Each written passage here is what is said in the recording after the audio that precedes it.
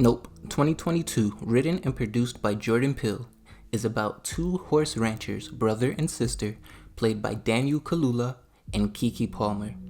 They discover something sinister in the skies above their California ranch, while a nearby theme park tries to profit from the otherworldly phenomenon.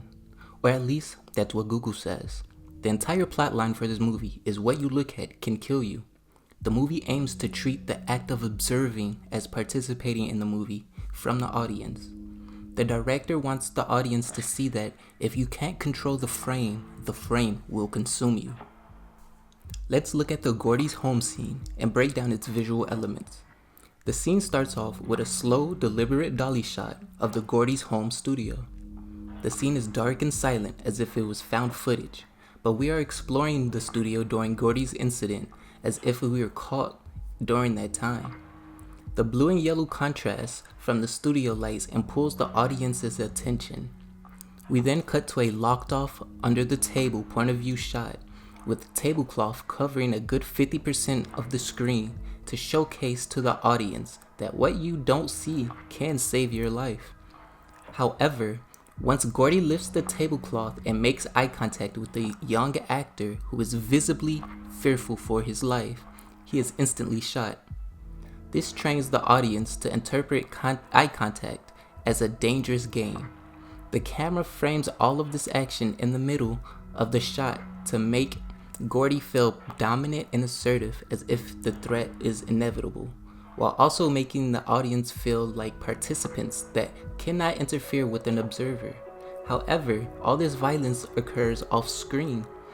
This is an important scene for this movie because it shows that survival is only possible when you do not engage. It also foreshadows the UFO's behavior throughout the movie. Another scene I want to break down is the Star Lasso experience scene. The scene starts off with a wide shot where Lupe and his horse are center frame. The focus of the shot is on an open valley that they are both facing as it captures them and the clouds above them. This makes it so the audience views the UFO as an all-powerful being while the humans are powerless. The color follows a similar pattern as the Gordy's home scene where the yellows, blues, oranges, and greens all do a good job at capturing the attention of the audience since they pop in the scene. The music starts off heroic, then turns suspenseful once the UFO makes an appearance in the clouds. We then see a slow dolly shot of Junpei's face as he looks worried because the UFO showed up too early. The surface mood seems festive and entertaining, but the mood of the scene actually feels uneasy and ritualistic as Junpei and his family potentially try to tame an extraterrestrial who's very reactive. This is also an important scene in this film because Junpei has mistaken his repeated survival as he has control over this monstrosity and tries to turn trauma into a profitable business. Yet, those who engage always end up paying, eventually. Hopefully, this two-scene breakdown was enough to pique your interest in this film. Both scenes show the same kind of mistake from two different angles, believing that because something didn't kill you once, it never will. Gordy survives until he is pushed to his limits to perform, and Junpei survives because he turns his survival into a show for others. In Nope, the punishment is always the same.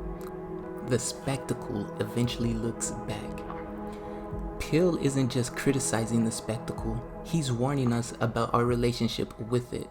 The need to look, the need to monetize trauma, and the belief that being close to danger somehow makes us feel special or chosen. The real question Nope leaves us with isn't, what did you see? It's why were you looking in the first place?